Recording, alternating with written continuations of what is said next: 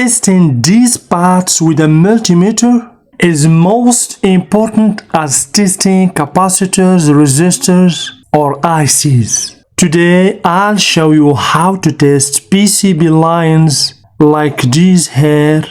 Of course, we can find it bold or very thick line, middle ones, and very thin lines. I'll show you why these parts are critical and how the codes above them can guide your troubleshooting. So guys, welcome to the episode number 35, where I'm going to teach you in details the importance of these green copper lines and how to test it using the multimeter. So let's get started. By the way, you can join me on my Patreon page for more unique content and free schematic downloads, a great way to support the channel and take your repair skills even further. And of course, don't forget to subscribe, hit the bell icon, because in the next videos I'll teach you how to test the hidden components linked to these exact tracks. So without wasting time, let's begin with the theory part and then move on to the practical part. On every circuit board, electricity flows through copper tracks, also called PCB paths or traces. These traces are like the highways that connect resistors, capacitors, ICs, transformers, and other components. If any of these parts are broken, burned, or cracked, the entire circuit can fail, even if all components are good. That's why testing PCB parts is so important in electronic repair. In some boards, you will notice codes printed above or beside the PCB parts, like C524, R501, CN501, T501, D601, and more. Each of these codes represent a component connected to the path. The letter tells you the type of component. C stands for capacitor. R stands for resistor. CN stands for connector. T stands for transformer.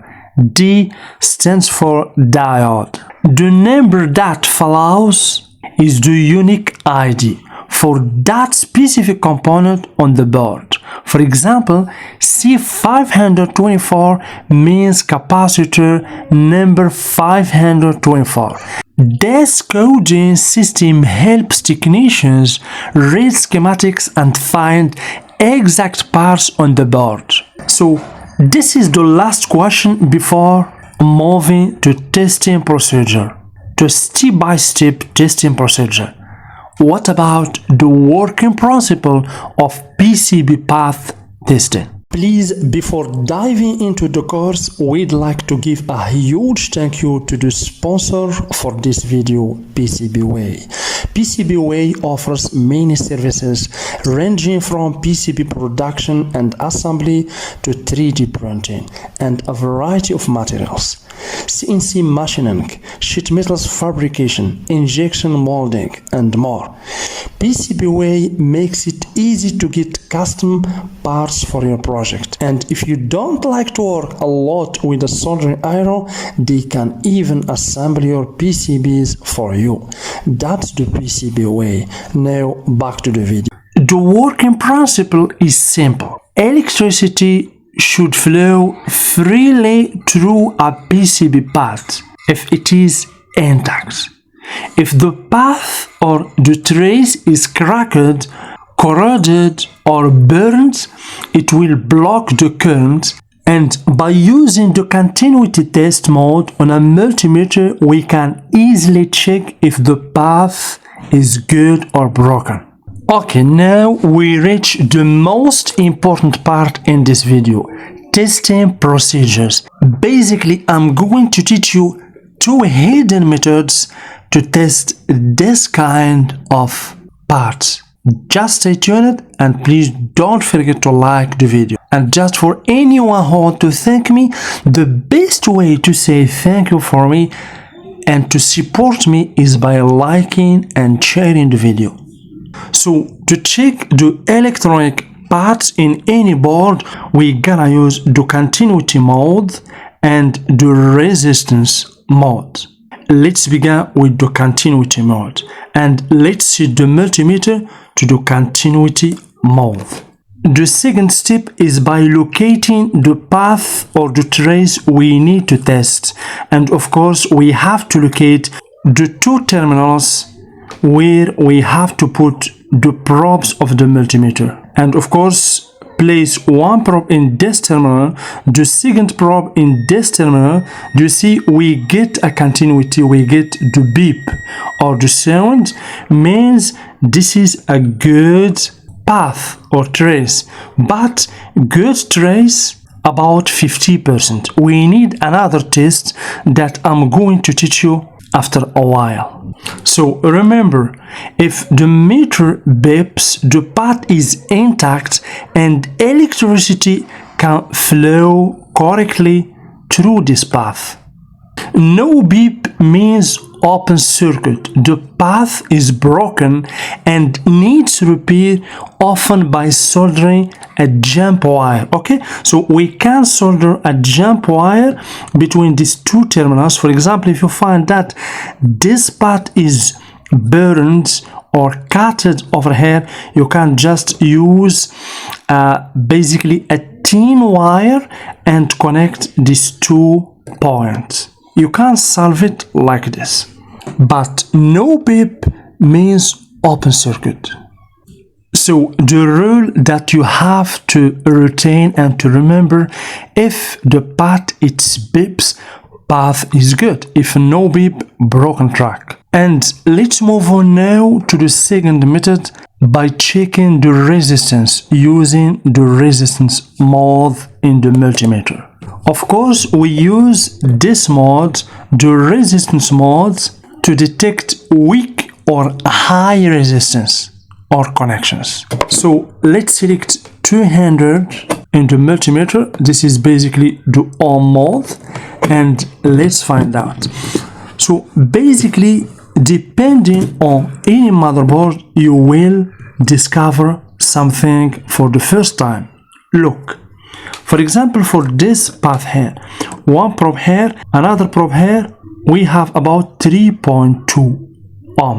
Okay, if we move on to another path, any path, this one for example here, between this point here and this point, we have 3.2. So let's move on to another path, this one for example, between this point here and this point here, we have about 3.2. What about the big one, this one here? Let's check. 3.2, the same reading. Magic. No guys, this is basically a hidden trick that you can use to detect if a path within a board or a motherboard is good or not. Basically, about all parts in a motherboard has about the same resistance.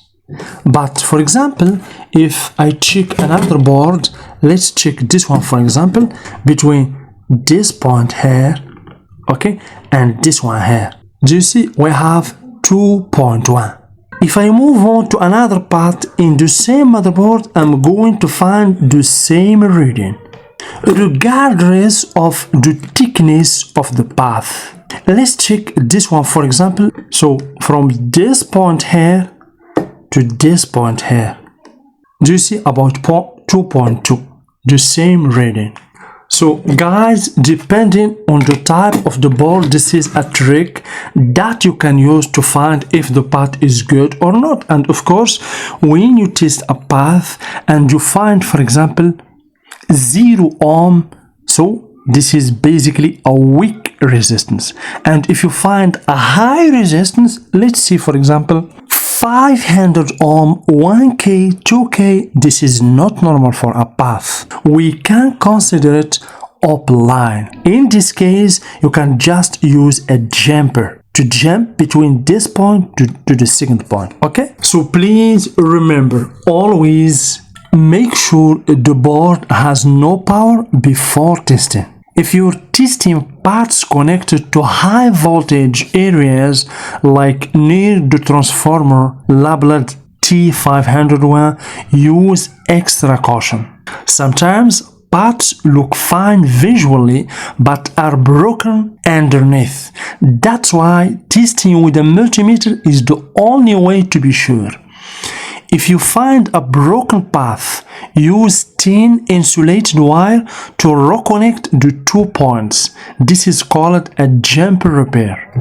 Basically, this technique is used in TV repair, laptop motherboard, troubleshooting, power supply servicing, and almost every electronic device repair. Professionals rely on path testing to quickly identify hidden faults. So now you know these gray lines aren't just random patterns, they are the lifelines of your electronics. The codes above them guide you to the exact components, and with a simple continuity test, you can uncover hidden problems instantly. If you found this helpful, don't forget to like, share, and subscribe.